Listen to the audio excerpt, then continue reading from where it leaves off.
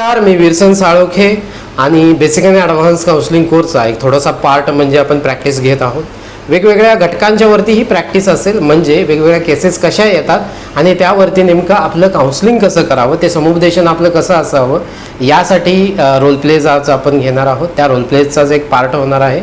अर्थातच मी स्वतः काउन्सलर झालेलो आहे आणि मॅडम ज्या आहेत त्या क्लायंट झालेल्या आहेत. आणि हे क्लायंट आणि काउन्सलरचं बोलणं नेमकं कशा पद्धतीचं असतं, काय असतं, यामध्ये कोणकोणते स्किल वापरले जातात, हे आज तुमच्यासमोर मांडलं जाणार आहे. नमस्कार मॅडम. आणि आपला रोल प्ले थोडासा आपण थोडक्यामध्ये सुरुवात करतोय. सो मी काउन्सलर आहे.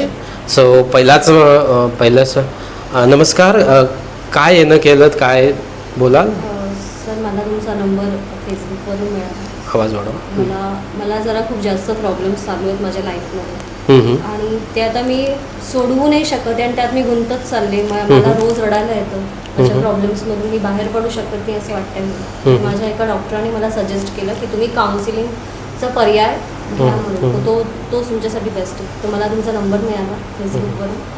तर मला तुमच्याशी बोलायचं आहे मेन. ओके. सो तुम्ही काउन्सिलिंगसाठी इथे आलेले आहात आणि सर्वप्रथम मी असं जाणू शकतो का आता सध्याला आता वर्तमान काळामध्ये तुम्हाला कशाचं टेन्शन, डिप्रेशन, अतिविचार होत आहे का? हो सर, मला डिप्रेशन असं त्याला तर डिप्रेशन नाव आहे की नाही मला माहिती नाही. ओके. कारण मला आताच माझं जरा चाइल्ड मिसकॅरेज झाले होते. त्याच्यामुळे मी खूप जास्त डिप्रेशनमध्ये गेले होते. डिप्रेशन म्हणजे सकाळी उठल्यानंतर मला असं सारखं वाटायचं की मला भीती वाटायची. दुसरी गोष्ट म्हणजे मला रडायला यायचं. काही काम करताना कुठेतरी टक लावून बघत बसायचे, जिथे म्हणजे विचार सगळे असे एका जागी स्टॉप होऊन जायचे. नॉर्मल जगणंच माझं म्हणजे नॉर्मल मी निर्जीव सारखं सगळी कामं करायचे, पण माझे मेंदू चालायचाच नाही त्यावेळेला. फक्त नुसतं निर्जीव सारखं मी काम करायचे. हे सगळं माझं चालू आहे सगळं. त्यामुळे मी त्या डिप्रेशनमध्येच आहे असं वाटलं आमच्या डॉक्टरांना. त्यांनी सजेस्ट केलं तुम्ही काउन्सिलिंग बघा. ओके. तुम्हाला याच्यातून बाहेर पडायचं. Yes yes. आत्ता सध्या माझ्याशी बोलत असताना तुम्हाला एखादा त्रास होतोय, असं वाटतंय की मला काहीतरी करावंसं वाटतंय, जगावंसंच वाटत नाही, अशी काही भावना येते का? हो सर, जगावंसं वाटत नाही वाटतं. असं वाटतं निरर्थक आहे हे जीवन. कशासाठी आपण जगतोय, कोणासाठी जगतोय, आणि आपण अनसक्सेस आहोत लाईफमध्ये. आपल्याकडून कुठलीच गोष्ट होत नाही. आपल्याला कोणी चांगलं म्हणत नाही. आपण सगळ्यात फेल आहोत ही एक भावना आता तयार झाली. कारण सगळीकडे फेल्युअर बघून असं वाटतंय की आता मला आता कोणासाठी जगायचं नाही आणि माझं कोणीच नाही आता, आणि मी फक्त फेल्युअर आहे. तर फेल्युअरला या जगात कोणी विचारत नाही, त्याच्यामुळे मला जगायचं नाही असा विचार येतो. परंतु मला एक सांगा की आता घरामध्ये तुमचे पती असतील, आई वडील असतील, सासू सासरे असतील, तर यांचा विचार कसा येतो तुमच्या मनामध्ये? सासू सासरे, मला फक्त सासरे आहे. सासरे एकदमच साधारण, म्हणजे त्यांचं कशातच इन्व्हॉल्वमेंट नसते ना. आमच्याबरोबर काही झालं नाही झालं तरी ते त्यातून ते नेहमीच अलिप्त असतात. कारण त्यांना काहीच फरकच पडत नाही आहे आमच्याबरोबर काही झालं काही नाही झालं तरी पण. त्याच्यामुळे त्यांच्याकडून आम्ही कुठल्याच अपेक्षा ठेवू शकत नाही. इवन माझं मिसकॅरेज झालं किंवा काय झालं तरी पण ते नॉर्मल होते. त्यांना काहीच वाटलं नाही त्यावर, किंवा त्यांनी आम्हाला काही सांत्वनही केलं नाही, काहीच नाही. आणि माझे मिस्टर मदत करतात मला, पण कदाचित त्यांचा आवाज माझ्यापर्यंत पोहोचतच नाही. मला याच्यातून बाहेर पडायचं आहे, पण मी पडू नाही शकत. आणि खूप म्हणजे त्रास होतो या गोष्टीचा की आपल्याबरोबरच का झालं, हा एक सारखा विचार येत राहतोय की आपल्याबरोबरच का, आपण काय असं केलं की आपल्याबरोबरच हे सगळं होत आहे, असा सारखा विचार येतो. मॅडम, मी समजू शकतो की तुम्हाला या ठिकाणी काय वाटत असेल, कसं वाटत असेल. ॲज अ काउन्सलर म्हणजे मी तुम्हाला ते एम्फसाइज करू शकतो की एका स्त्रीबरोबर एखादं मिसकॅरेज होणं, त्याबरोबर घरचा सपोर्ट नसणं, आणि तुम्ही स्वतःही आता सध्याला तुमच्या सांगण्यातून थोडंसं येतं आहे की कमवण्याकडे अजून तुमचं कसं आहे, कमवण्याचं अजून सगळं इम्बॅलन्सच चालू आहे. कारण ते पण या म्हणजे आर्थिक बाजू पण थोडी हलाखीची झालेली आहे. आणि झालेलीच आहे. कारण या सगळ्यामध्ये खूप जास्त खर्च झाला. त्याच्यामध्ये बराच प्रॉब्लेम सुरू झाले आमचे. तर वाद थोडे झाले थोडेफार. त्यातून आम्ही बाहेर पडायचा प्रयत्न करतोय. पण माझं काहीच हे नसल्यामुळे मिस्टरांवर सगळा ताण येतोय त्या गोष्टीचा. येस. आणि त्याच्यामुळे त्याचा पण ते त्रास बघून मला पण गिल्टी वाटतं की अरे आपलाच दोष होता का याच्यात, आपण कुठेतरी कमी पडलो का, म्हणून असं मिसकॅरेज झालं का, हा एक विचार भेटतो. येस, मी समजू शकतो मॅडम की ज्या वेळेला एक स्त्री म्हणून आपण जगत असताना पुरुषांच्यावरती आपलं असलेलं अवलंबित्व असतं आणि त्यामध्ये एखादं मिसकॅरेज होणं, घरचा सपोर्ट नसणं, सगळ्यांच्याकडून ते टोमणे खाणं, याच्यामुळे आपल्याला भरपूर त्रास होत असतं. आणि ऑफकोर्स तुम्हाला जसं वाटलं की अरे इथं आता काय जगण्यात अर्थ नाही आहे, जगू शकत नाही आहे, परंतु मॅडम हे आपल्याला समजून घ्यावं लागेल की आपण कुणासाठी तरी जगतो आहे आणि जगावं लागणार आहे.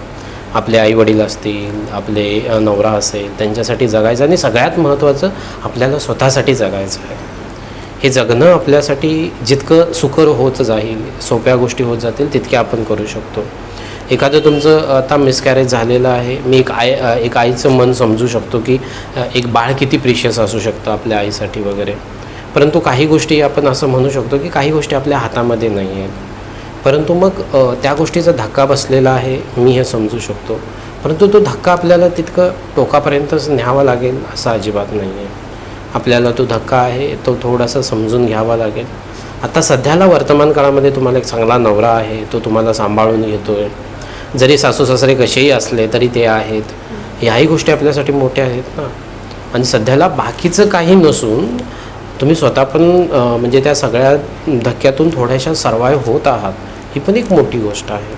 मग तुमच्याकडे ज्या चांगल्या चांगल्या गोष्टी आहेत त्याच्याकडेही बघणं खूप गरजेचं आहे.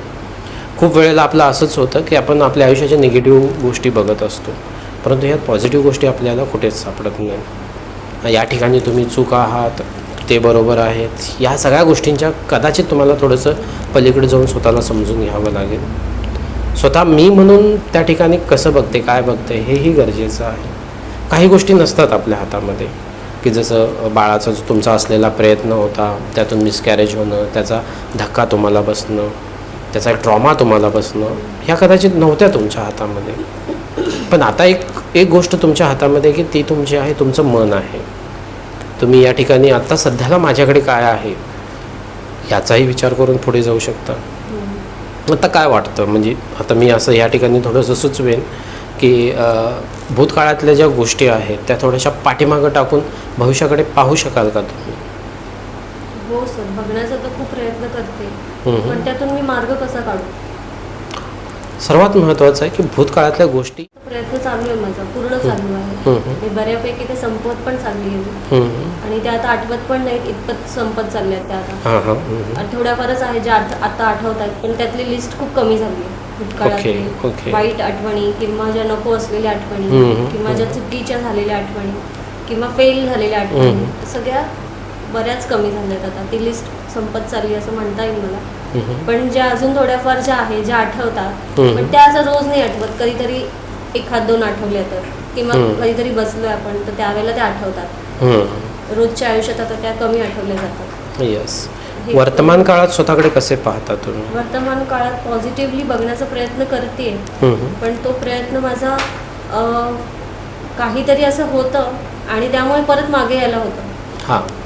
परत मागे जातो, निगेटिव्हिटीकडे जातो किंवा परत त्याच ठिकाणी जाऊन परत उभे राहतो आपण, कारण ती सिच्युएशन घडून जाते तशी चुकीची किंवा आपल्या विरोधात किंवा आपण जशी ठरवली होती तशी नाही होत नाही, मग त्यावेळेला परत मागे जातो. येस, मी ते परत पुढे यायला त्रास होतो. येस, सगळ्यात महत्त्वाचं आहे की हे मॅडम फक्त तुमच्या बाबतीतच होतं असं नाही आहे, हे पहिला समजून घ्या की आपल्याबरोबर एखादी घटना घडते आणि घडल्यानंतर त्याचा सहसंबंध कुठेतरी आपण पास्टशी लावत असतो. म्हणजे भूतकाळात एखादी घटना झाली होती, अरे आत्ता माझ्याशी असं होतं आहे, म्हणजे भूतकाळात पण ना माझ्याशी असंच काहीतरी झालं होतं आणि मग आता माझं जगणं व्यर्थच आहे, हे सारखं माझ्याबरोबर रिपीट होतं आहे, असं कुठेतरी आपली भावना होत असते. मग या भावनेकडे पाहण्यापेक्षा आत्ताचा अनुभव हा माझा आत्ताचा आहे, पूर्वीचा अनुभव हा पूर्वीचा होता, त्याचा आणि आत्ताचा ह्याचा सहसंबंध नाही आहे, हे थोडंसं समजून घेणं खूप गरजेचं राहील. म्हणून तुम्ही जे परत रिटर्न जात आहात की आत्ताचा अनुभवाला तुम्ही काय करत आहात की भूतकाळातील अनुभवांना अटॅच करत आहात. हे अटॅच करणं आहे ना, हे थोडंसं तुम्हाला थांबवावं लागेल. हे अटॅच करणं ज्या वेळेला थांबवाल त्यावेळेला तुम्हाला तुमच्यामधले चांगले गुण सापडतील. मग आत्ताच्या अनुभवाला तुम्ही कसे पाहता, ते परसेप्शन तुमचं कसं आहे याचा खूप मोठा बदल किंवा त्याचा इम्पॅक्ट तुमच्या लाईफवरती दिसणार आहे. नक्कीच. आता मी थोडंसं पुढचा प्रश्न विचारेन की भविष्यात तुम्हाला काय काय करावं असं वाटत आहे. आता मी समजतो की ह्या सगळ्यात आता ट्रॉमाच्या वगैरे गोष्टी आहेत, यातून तुम्ही मगाशी जसं सांगितलं की चांगल्या प्रकारे आता तुम्ही बाहेर पडत आहात. तर भविष्यकाळातलं काय नेमकं तुमचं नियोजन आहे, काय तुम्ही विचार करता, कसं बघता? भविष्यात भरपूर काही करायचं आहे, स्वतःसाठी करायचं आहे मेन तर. आता कोणासाठी करायचं असं नाही आहे, असं काही ठरवलं नाही आहे की आता मला या व्यक्तीला दाखवून द्यायचं आहे की मी अशी आहे किंवा मला काहीतरी करायचं आहे, मी काहीतरी करू शकते. हे मला कोणाला दाखवायची आता गरजच वाटत नाही आहे. हे खरं झालं आहे की आता मला माझ्यासाठी करायचं आहे. मला स्वतःला बघताना आरशात वाटायला पाहिजे की मी स्वतःसाठी केलं आहे. मला ना मिस्टरांसाठी करायचं आहे ना माझ्या आईवडिलांसाठी, म्हणजे बनायचं आहे जे काही बनायचं आहे ते मला माझ्यासाठी बनायचं आहे. की त्यावेळेला माझा कॉन्फिडन्स जो लो झाला आहे तो मला परत आणण्यासाठी मला स्वतःलाच करायचं आहे आणि मला माझ्यासाठी करायचं, तेव्हाच तो कॉन्फिडन्स येईल. कोणी माझ्यासाठी केल्याने होणार नाही आहे आणि कोणी मला सारखं सपोर्ट देत राहिल्याने तो माझा कॉन्फिडन्स येणार पण नाही आहे. That's a great madam. तुम्ही खूप मोठी गोष्ट बोललीत आणि कदाचित या काउन्सिलिंगचं उत्तर तुमच्याकडेच होतं आणि ते तुमच्याकडूनच सापडलेलं आहे की आता तुम्हाला तुमच्याकडून काहीतरी अपेक्षा आहे आणि ती तुमच्याकडून पूर्ण करायची.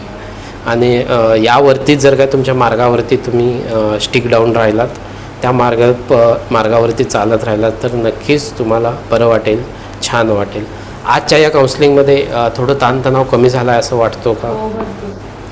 आता तात्पुरता डिस्ट्रेस तो आला होता वर्तमान काळात, तो कमी झाला आहे असं वाटतो? येस. Thank you madam. खूप छान तुम्ही यातून बाहेर पडलात. So thank you audience. तुम्हाला ही छानसं काउन्सिलिंगचं एक कन्व्हर्सेशन मिळालं अशी अपेक्षा करतो. मॅडम आपलंही नाव सांगा. माझं नाव अर्पिता अग्निहोत्री. येस. मॅडमसुद्धा मनसंवादच्या काउन्सिलर्स आहेत. तर तुम्हाला जर काय मनसंवादशी जुडायचं आहे, काउन्सिलिंगची मदत हवी असेल तर नक्की खाली कमेंटमध्ये कळवा. आपण तुम्हाला मदत करू. धन्यवाद. नमस्कार. धन्यवाद.